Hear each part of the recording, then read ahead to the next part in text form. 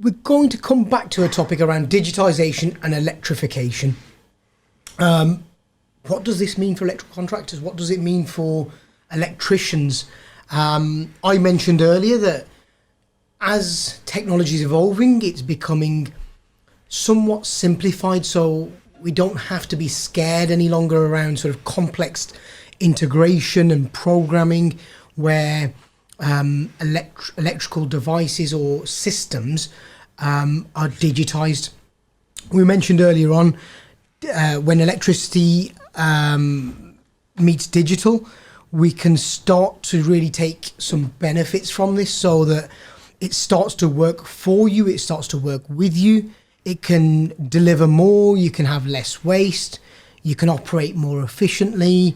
So when we look at digitisation and electrification for the home, I expect that there's a significant evolution that we're on the cusp of seeing.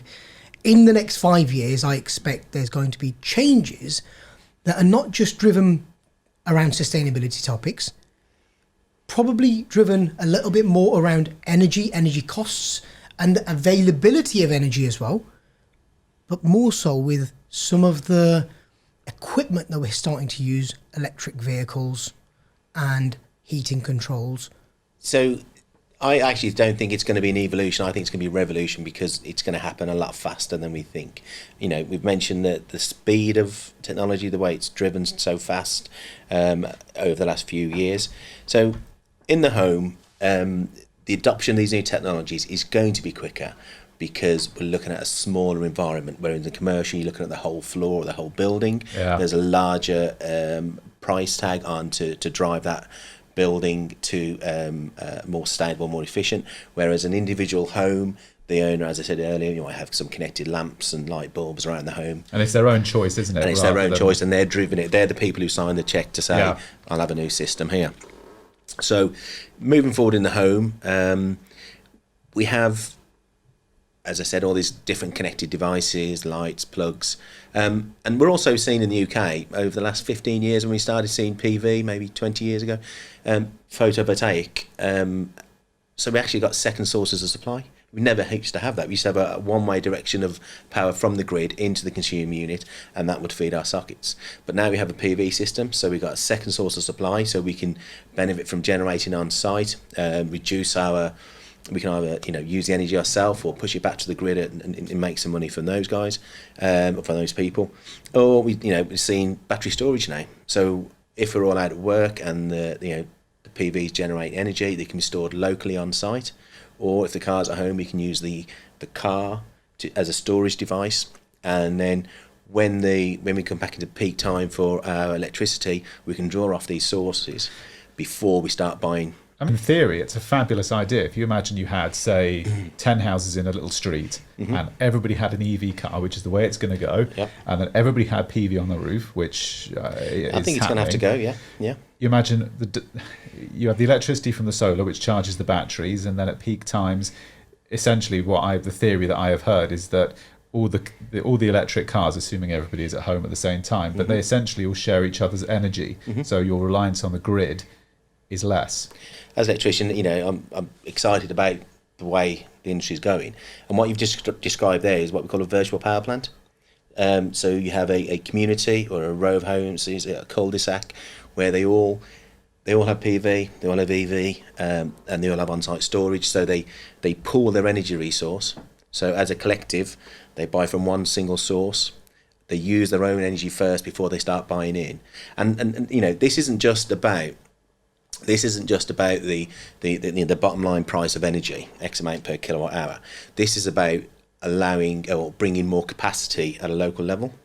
So I think there's a massive piece of work to be done about infrastructure, because we need to use the energy at a local level before we start buying in. And then to do that, we're going to need some technology.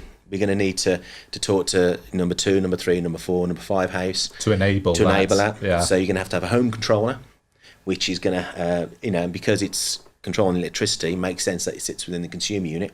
So the consumer unit's going to evolve massively. So instead of just being an enclosure with overcurrent protected devices, for leakage, you're going to have some, it'd be the ideal place to maybe have this home controller. and then some control and command, like Deepak mentioned a contactor for outside lighting and things like that. So you'd have a home energy centre that would control all these devices in a single point, which collectively within your cooperative or in your group of houses in your street would work together. Do you think the grid in the state that it's currently in, because when you think of the older networks, especially in places like really dense urban areas, are they actually up to doing this? Because I don't see, maybe it is, I don't see how it's possible with the infrastructure that's there. Like you said, it was designed and put in, decades ago. If you think some of the residential chargers are about 7 kilowatt, around that sort of rating, but you start to go beyond that and you start to look at 3-phase chargers. So residential properties currently on single phase. Yeah. Your next door neighbour, are your neighbours on the next phase, or are you on the same phase? Yeah. How many houses on that road This is it, are on the same phase? Is it Are they balancing balanced? across the phase? Yeah. There's a lot of questions that come out around the evolution of the distribution network itself. And I think some of the topics that I think, Kieran, you're bringing in here is they try to overcome some of these challenges, but there will need to be some significant change with the network itself, because we are about to go on a journey of literally using so much more power in our homes than we've ever done in the past. We're going to have to go back to a situation where we start thinking about off-peak. As we know, the peak time is in the morning, there's a dip in the middle of the day, then we have a peak from 4 till 10. Sorry, go on. Yeah, and then in the evening, then that's the times when we're off peak, where people will take opportunity to charge their vehicles. Kind of goes back to what you were saying, Deepak, isn't it? About maybe it's not about our reliance on the grid; it's more about just better energy management. It needs to happen. Yeah, it needs to happen. You got Hinkley Point C, which is coming in line. It's going to be about another 10 years yet, and that's going to give us 3,200 megawatt, I think, off the top of my head. But is that based on the capacity we need now or what we need in the future? So we have to be smarter about what we use, how we use it, where we use it, when we use it. And if you look at technology, it's generally developed in the commercial industrial environment, and we see it down in the residential. So who knows, in the future, we might have line level monitoring of circuits in home. Who knows? We're modelling and bringing products to market, and we're really focusing in that space around sort of 5 key pillars, which is around sustainability is one, because we said energy costs, the availability of energy, power management. We just mentioned there, that's probably what we're alluding to, is the demand is increasing, so we have to better manage what we're using.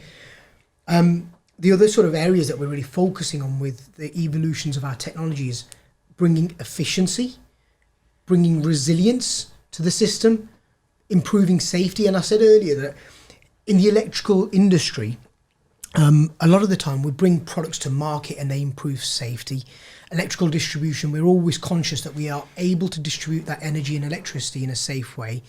And technology in that space has evolved significantly from where we used a rewirable fuse. We then had the advent of the miniature circuit breaker, RCDs that were used in conjunction with a miniature circuit breaker. Then we had RCBOs.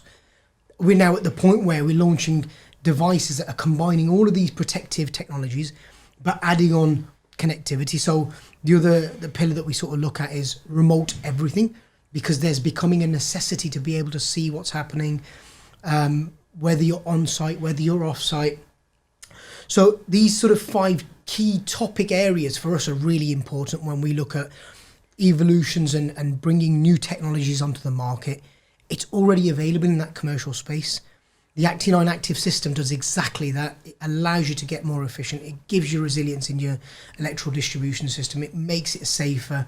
It allows you to operate it in a remote manner so you can understand, measure, monitor what's happening on that final circuit. When we start to talk then about the power availability at the home, and we're saying you might have imbalanced phases across the street, you've got electric vehicle chargers, everybody gets home at 5:30 and plugs in. Now you've got an issue in terms of the energy available. At that same time, you might have peak demand. You might start to see that actually at that peak demand, your energy cost doubles. These are some of the topics that we're starting to we're having to consider. So it's not just generate more, it's actually utilize what you have in a better way as well. And the technologies are now coming out to enable you to do that. And that's a lot of the innovation that we've been talking about for the last 6-12 months. The idea of it, I think we're all agreed, is fantastic, but where this is going. But I think this actually brings me very, very neatly to this question I've got here about training and certification, because I think we're agreed that the domestic sector is going to pick this up faster than the commercial sector, just because, like you said, people are going to put their hands in their wallets themselves. But that's all well and good if you've got the sparks to go and do it. Because let's face it, at the moment, it's a race to the bottom out there. If you go to Betty Crocker's house to do a job for 500 quid, John the Spark, do you have for 400? And then before you know it, and that does genuinely, it creates a lot of stress for contractors. Because manufacturers, we're looking at the other side, we're making things more simple. So, if you take Actinine Active or Power Tag, to connect that onto the network and to set up the alarms is so intuitive and so simple.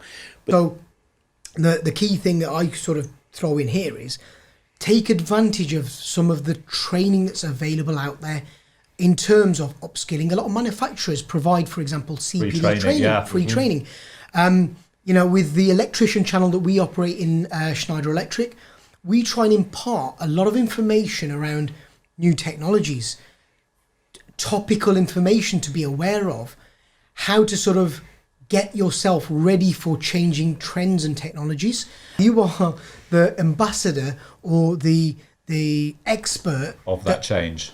Change. I think you hit the nail on the head there with that, because there's definitely a thing about, it's not with social media and everything that we've got this whole wealth of knowledge and everything at our fingertips, and it's about, if you're an electrician, it's how you can present yourself better than Joe Bloggs down the road electrician and whoever. It's about how you portray yourself and how much knowledge you know, because knowledge is power. The more knowledge you've got, the better your business will become, the better it will.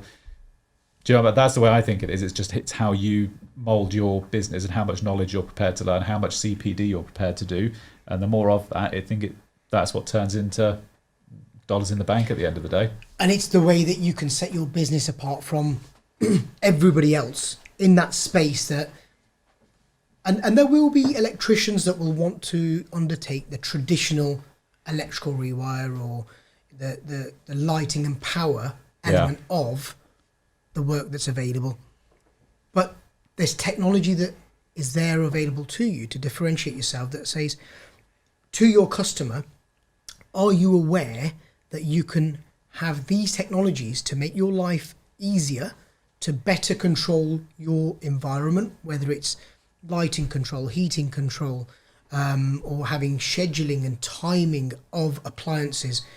It's all there and it's available. You have the ability to impart that with your customer to really start to upsell the system and make their lives better. You then become the ambassador of technology, and you set your business apart from the traditional lighting and power electrician.